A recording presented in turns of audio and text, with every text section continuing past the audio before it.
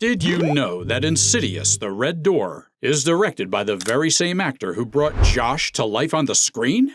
Yes, you heard that right. It's not every day you see an actor step out from in front of the camera and into the director's chair. And that, my fellow horror aficionados, is just the beginning of the wild journey we're about to embark on.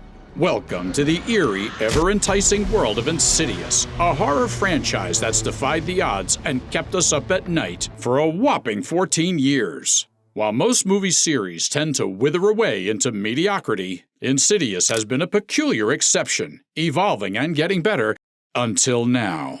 No! God, please, no! As we delve into The Red Door, the fifth installment of this legendary saga, we'll explore why this franchise managed to stay relevant, why it probably should have called it quits a while ago, and what happens when an actor decides to take the reins of a beloved horror series.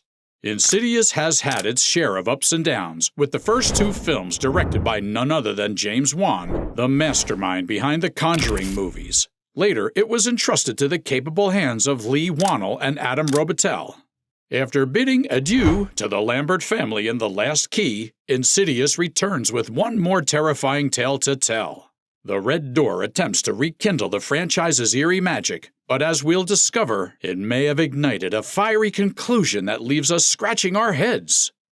This final film, we certainly hope it's final, feels cramped and absurd, a far cry from the nuanced scares of its predecessors. So, the movie kicks off with a hypnotherapy session where father and son Josh and Dalton are having their minds purged of all the memories of the creepy crawlies, Men in Black style, so they could lead normal lives.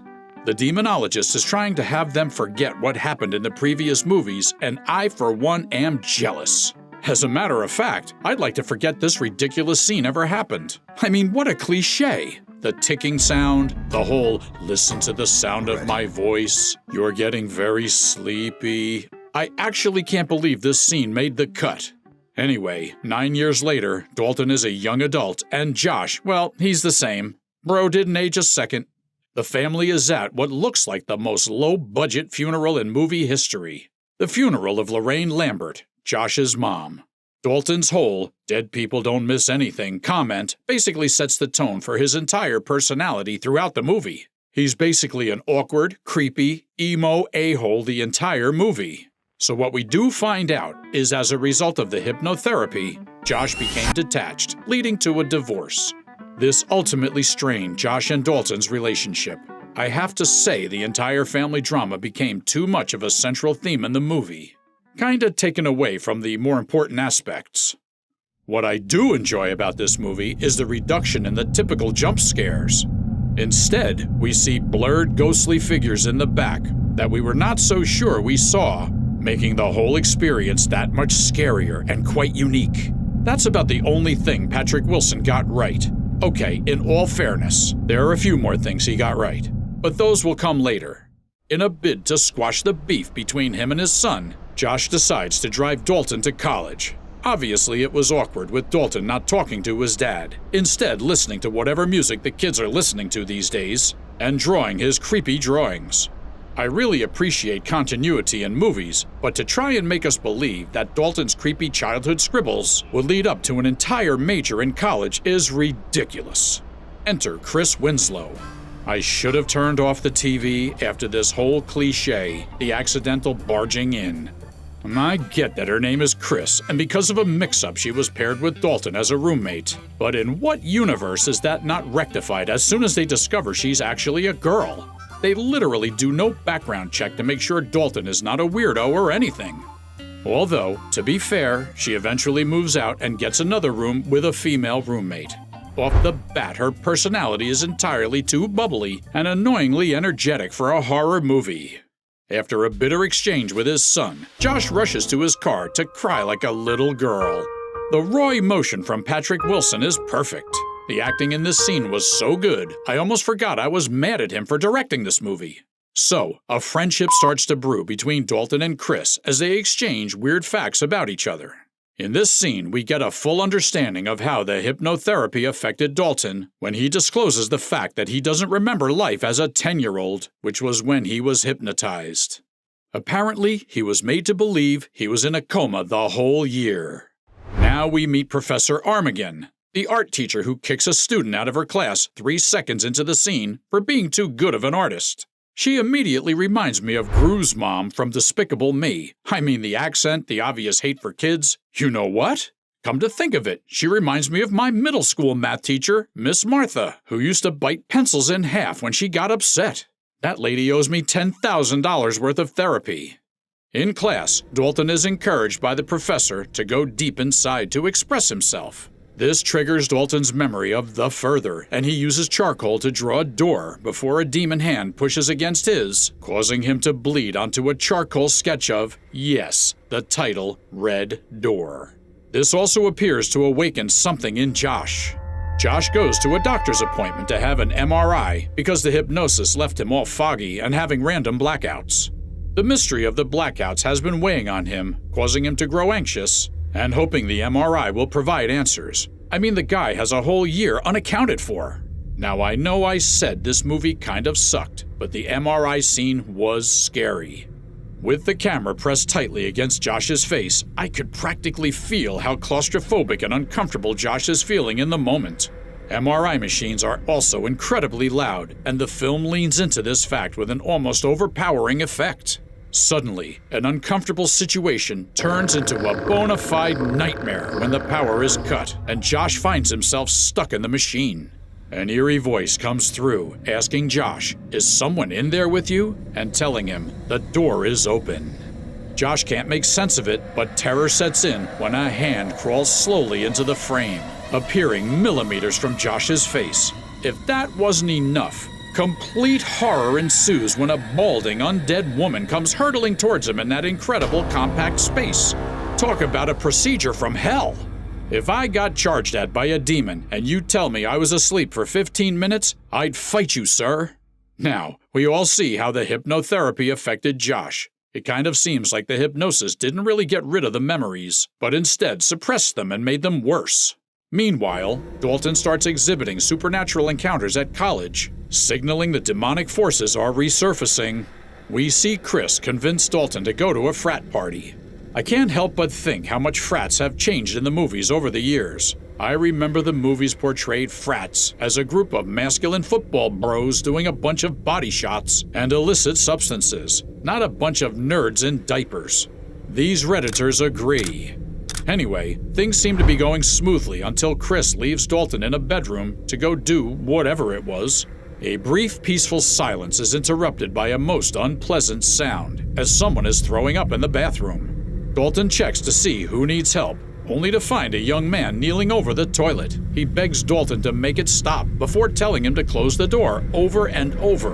When he gets up and faces Dalton, he reveals himself to be some sort of vomit-caked demon ghost, which frankly is underselling how gross this guy is.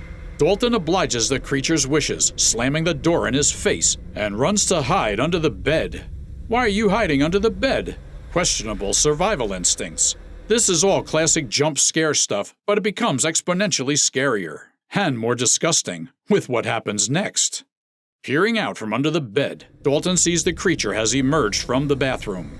Dalton attempts to escape, but is unsuccessful, emerging from under the bed to find the monster peering over him. It's already very scary, but made utterly unbearable by the fact that it projectile vomits all over Dalton. This is the most disgusting scene in this movie. Argue with me in the comments section. Chris comes to find him. Before Nick comes in, Chris kisses Dalton to make it look like they were just messing around. Nick then makes a crude joke about Chris, leading her to kick him in the balls before she and Dalton flee. Dalton astral projects, sneaks into Chris's room, and plays her melodica, presumably testing out his newfound abilities. But the movie doesn't establish any clear reason for doing this other than to show us how much of a creep Dalton is. Having Dalton use astral projection in this way makes him seem like a peculiar peeping Tom. Is he curious about Chris? Trying to get close to her? There's no depth given to their dynamic that might explain this bizarre behavior. Without grounding this scene in meaningful character motivations, it comes off as strange and uncomfortable. The movie is so focused on forwarding the plot that Dalton's actions lack appropriate context and justification. This makes his astral projection ability seem contrived, not fully baked into the fabric of the story and characters. Although we won't learn about or hear the term astral projection be used until later in the movie. Meanwhile, Josh is playing some memory game recommended by the doctors after that failed MRI. I get goosebumps thinking about it, and it's obvious this whole scene was put in the movie so we can see that creepy guy stand out the window. I'm honestly angry to say that, even though I smelled the jump scene scare coming a mile away. The guy standing outside the window smashes through the window and attacks Josh. This time I spilled my soda and had to spend another 20 minutes cleaning it up. Thanks, Patrick Wilson. As much as I cringed throughout this movie, I did enjoy seeing the red door. It's an obvious homage to the first movie, and homage is very important, especially if the movie being paid homage to a classic, which I personally think it was. While watching some kind of paranormal podcast, Chris and Dalton discover that he's an astral projector and can leave his physical body and float around in some kind of realm known as the Further. This is also where they realized how Dalton was able to play Chris's melodica. I personally wish they didn't use the phrase astral projection because it kind of makes the plot more sci-fi. Why would you use the word astral projection? Why? So Chris and Dalton go back to the frat house to chat with a puking ghost, and I guess ask him some questions. And like you can imagine, it goes horribly wrong when Chris is attacked by the signature lipstick scribble face, Insidious demon. This scene, although not particularly scary, was mildly enjoyable to watch, so kudos, I guess. So remember the creepy guy who smashed through the window and attacked Josh? Yeah, it turns out that's his dad, the one who abandoned him. Well, it turns out he abandoned Josh to save him. You know what's actually mind-blowing? When you put the two side by side, Dalton and his grandfather bear a striking resemblance. And it turns out all three generations of the Lamberts are astral projectors. Points for a not-too-shabby storyline, folks. While in the Further, Dalton relives the past, which is actually a scene from a previous movie. He watches as his possessed dad attempts to murder the entire family. He saves his young self by wrestling his dad to the ground, followed by a confusing sequence of paranormal activity and what was supposed to be an epic battle with the demon. We see Dalton's body get possessed and nearly kill Chris, and as that wasn't bad enough, a bunch of dead people start to emerge from the ground and try to take hold of her. The lipstick demon makes an anti-climactic appearance, trying to break out of the red door. Finally, Dalton leaves his dad in the Further and seals the door by painting over it. That's right, folks, this big creepy demon was defeated with paint. Not holy paint, not special astral paint, just regular paint. Josh sees his dad holding a lantern, showing all is well, and he can move on to the other side, I guess. Josh and Dalton both wake up and cue the inspirational music. For all the build-up, the solution requires no real struggle or sacrifice, draining the ending of stakes. It's a conclusion so anticlimactic, it retroactively takes the wind out of the entire film.